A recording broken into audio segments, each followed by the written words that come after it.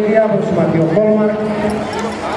και στην πρώτη θέση ο Ανδρέας Φόγλας και η Ιωάννα Κιλέος από το Σωματείο Cyprus Society of Sport.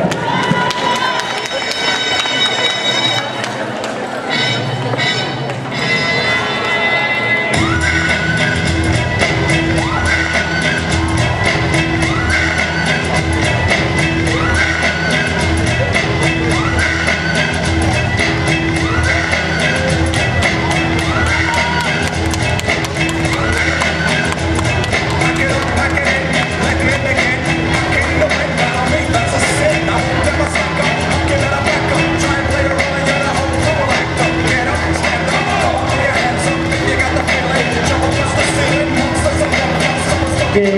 η τελευταία απονομή για τα ζευγάρια μας στην κατηγορία Adults, ένα ζευγάρι